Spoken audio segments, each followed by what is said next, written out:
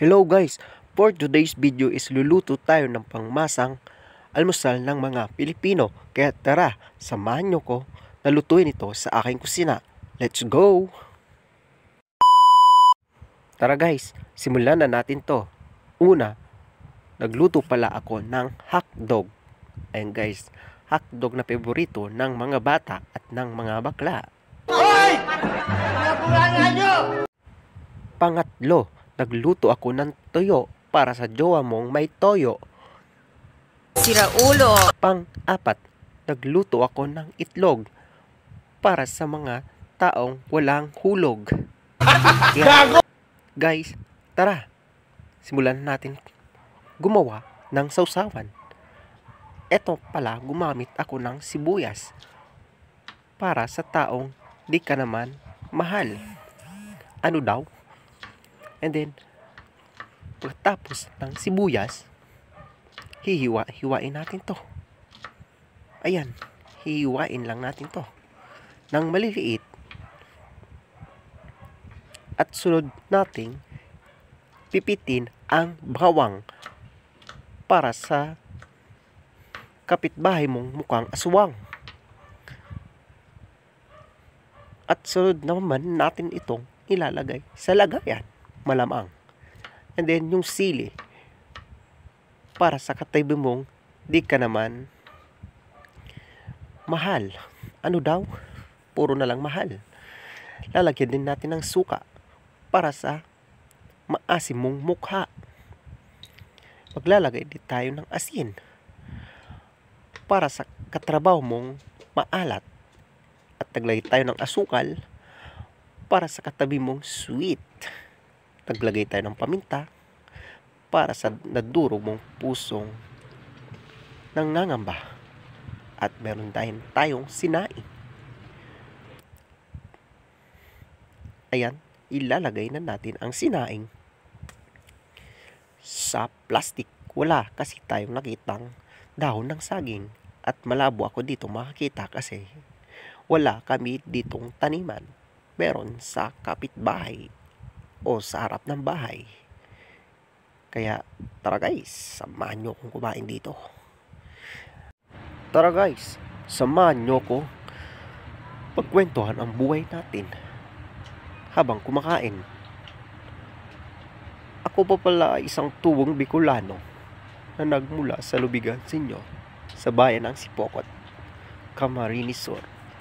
Ako ay tubong Bicolano kung saan doon ako ipinanganak at dito ako sa Cavite lumaki.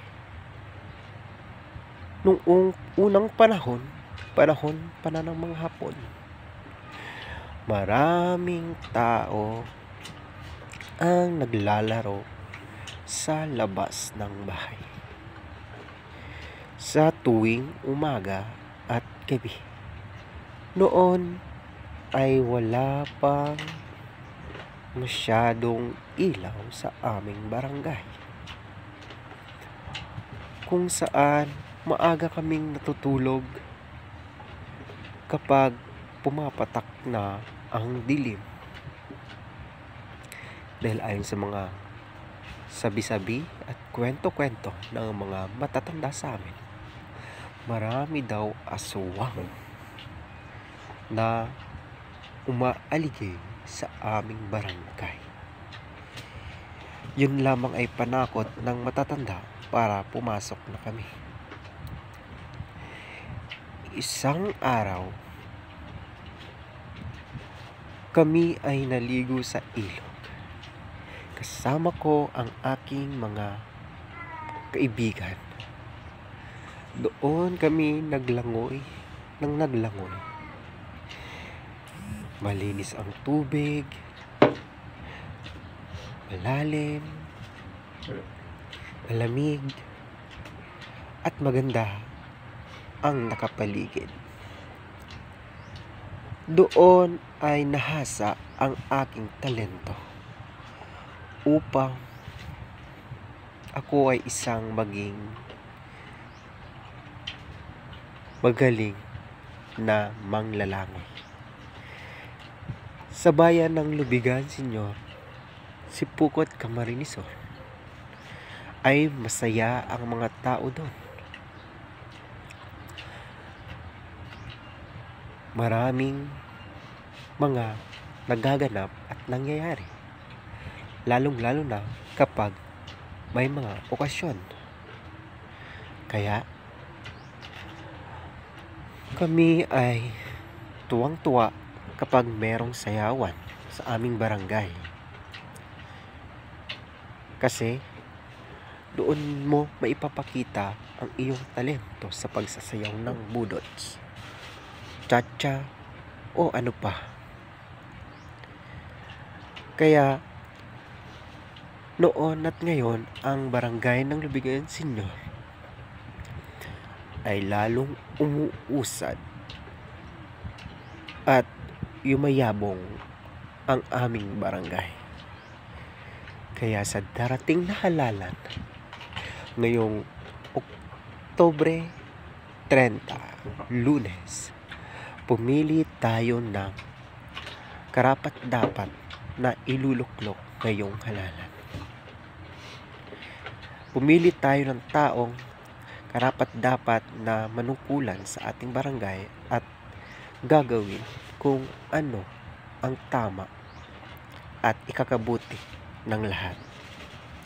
Kaya sana nabusog kayo sa aking video na ito, at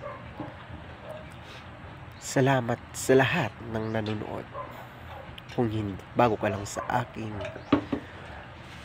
channel, paki-follow ng aking page, ng aking Facebook at YouTube channel. Maraming salamat sa inyong lahat. Ito ay isang panimula pa lamang